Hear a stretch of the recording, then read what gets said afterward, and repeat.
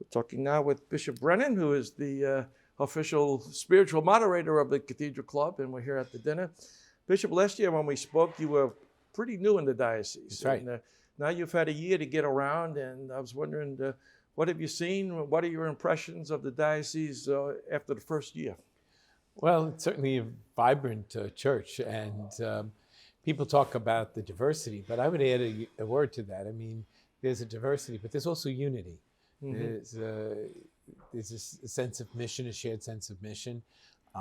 There's that shared sense of faith, and that comes out in the parishes. So, you know, one of the things when you talk about diversity, it's not that the diocese is diverse. Every parish has its own set of diversity, but people work together to pray together and to share life together. Mm-hmm. It's a vibrant diocese in that we have a diversity not only of ethnic diversity, but of age. So we have veterans who've really lived out their life here, raised their families, and have built up a lot of what we have today.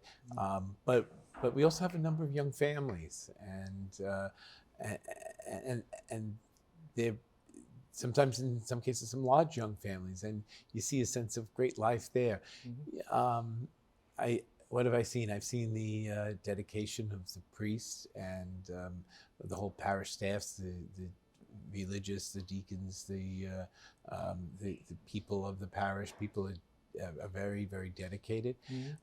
You see there's a certain rootedness in our parishes, but there's also, I think, an awareness that we have to be able to work together. So all of that's coming. How do you, we mentioned the diversity, and yet there is a unity of faith, but how do we encourage that unity among the different factions, like within the parish? Like you say, sometimes it's the Hispanic community, there's this community.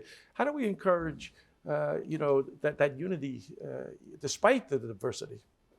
Well, the thing is, I think you have to go deeper and concentrate on what really matters. So it's not unlike living in a family.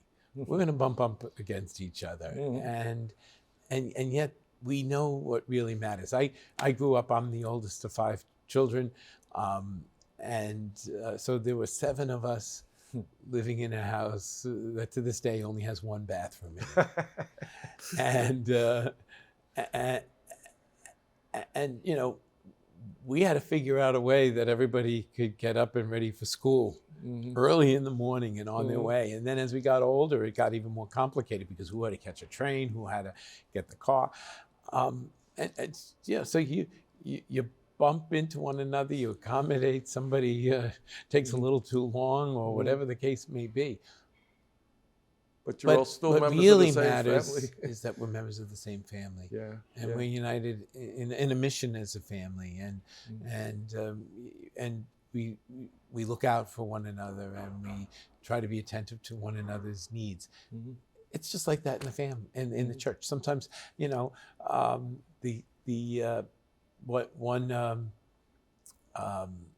one organization or one particular cultural group will have an event that bumps into another. We have to kind of work out space and time and all of that. And we want to make sure that everybody wants to make sure that their voice is heard, or that language is respected. And, so we have to work out little things, just like any family does.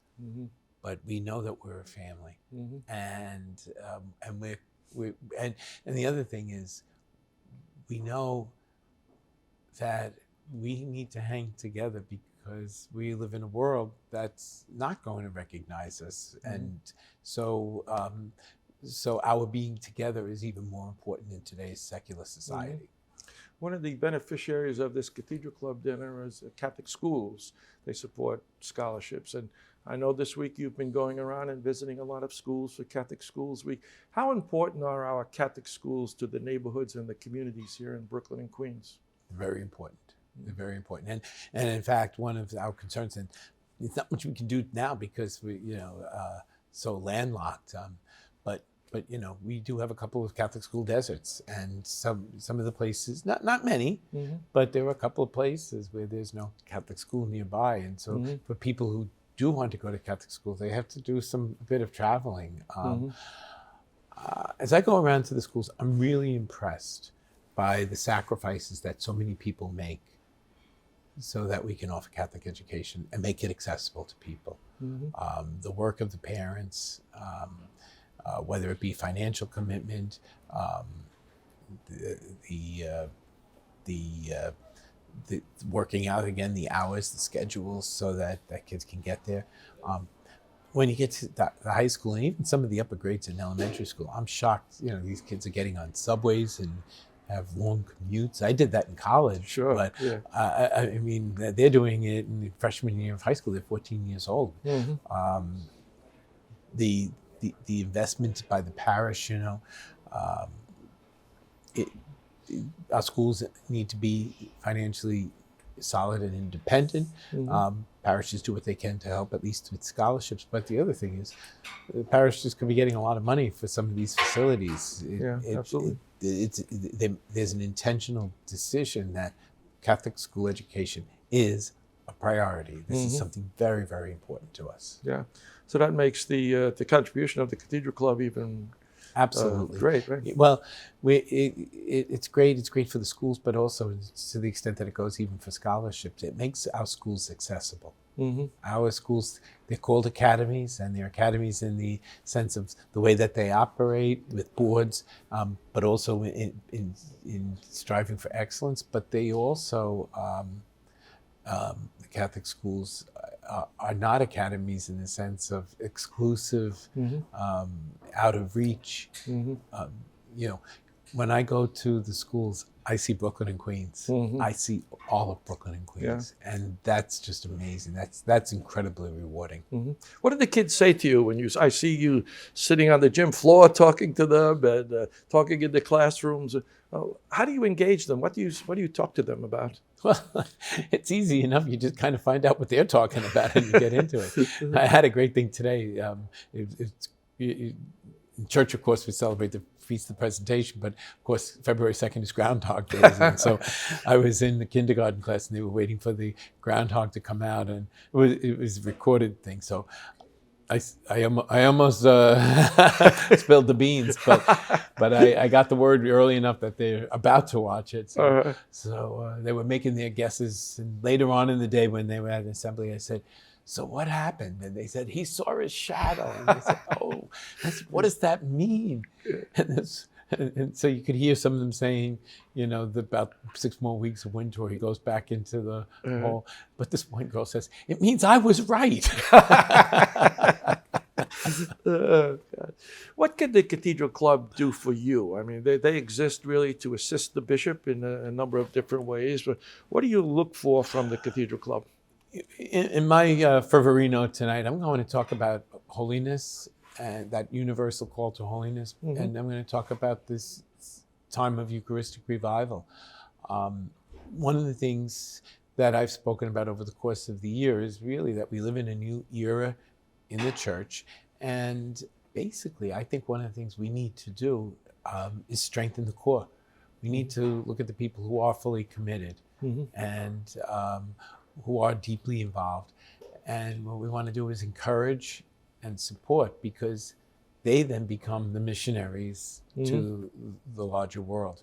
So what we want to do is build up our own sense of Eucharistic thinking, really try to build on a culture in the church that recognizes the holiness of everyday life. And if I can help strengthen that among our people, like in the Cathedral Club, who are very connected, who are deeply living their faith, but then they're out in professions where the church needs to be. They're in the legal professions, they're in the medical professions, they're out in commerce.